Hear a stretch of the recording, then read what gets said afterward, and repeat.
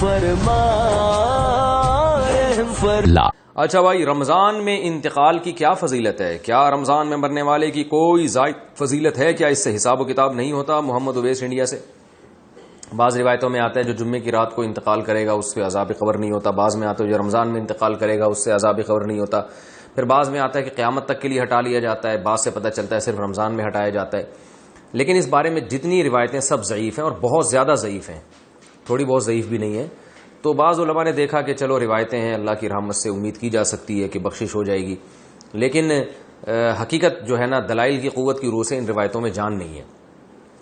تو اس لیے جو ہے وہ اللہ کی رحمت سے تو دیکھیں کچھ بھی امید لگائی جا سکتی ہے، لیکن اگر ہم اللہ کی طرف منسوب کر کے کہیں اللہ کی طرف یقینی طور پر، تو اسی بات کی نسبت کی جائے گی جو اللہ کے رسول نے کہی ہے، اور جو اللہ کے رسول سے ہم تک صحیح سند کے ساتھ پہنچی ہے اس بات کی نسبت تو کی جائے گی۔ اس کے علاوہ نسبت کرنے میں جو ہے نا میری رائے تو یہ کہ احتیاط سے کام لینا چاہیے۔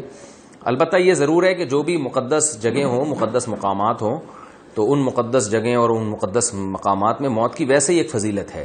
جمعے کا دن اور جمعے کی رات بھی مقدس، اور رمضان بھی مقدس ہے، اور روزے کی حالت میں موت پر صحیح حدیث ہے کہ روزے کی حالت میں جس کی موت واقع ہوگی جنت میں داخل ہوگا، اس پر مسند احمد کی صحیح روایت موجود ہے۔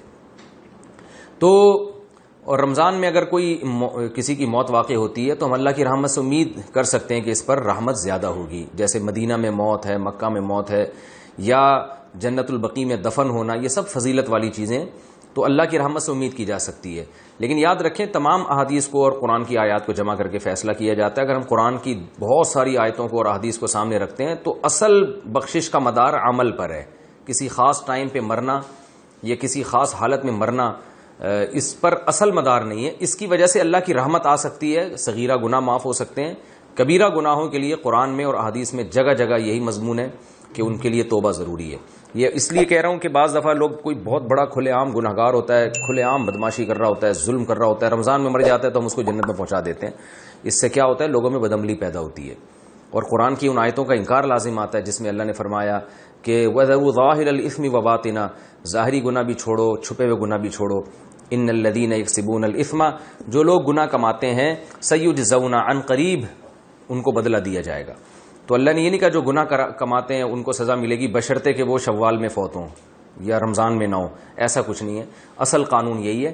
باقی جو روایات میں آتا ہے کہ روزے کی حالت میں موت واقع ہوئی تو مبارک موت ہے، عبادت کرتے ہوئے دنیا سے جا رہا ہے تو اللہ سے امید کی جا سکتی ہے، لیکن اصول اور ضابطہ بہرحال یہی ہے کہ جب تک گناہوں سے توبہ نہیں کرے گا بخشش نہیں ہوگی۔ تو اس میں صغیرہ گناہ مراد ہوتے ہیں۔ دخل الجنہ کا مطلب یہ کہ اس کے اگر صغیرہ گناہ جو بہت کثرت سے تھے، رکاوٹ بن رہے تھے، تو اللہ اس کو صغیرہ گناہوں کو معاف کر کے جنت میں داخل کر دے گا، یہ اللہ سے امید ہے۔ تو خلاصہ یہ نکلا کہ روزے کی حالت میں موت اگر ہوتی ہے تو اس کی فضیلت تو صحیح حدیث میں واقع ہوئی ہے۔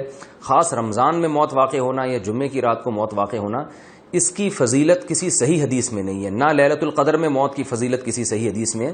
لیکن یہ ویسے شریعت میں ایک بات ثابت ہے کہ فضیلت والے دن یا فضیلت والی رات میں انتقال میں اللہ کی رحمت کی امید کی جا سکتی ہے۔ البتہ بعض علماء دوسری طرف بھی گئے ہیں، تو اختلافی مسئلہ ہے، جس عالم کی رائے زیادہ سمجھ میں آتی ہے اس کو فالو کر لینا چاہیے۔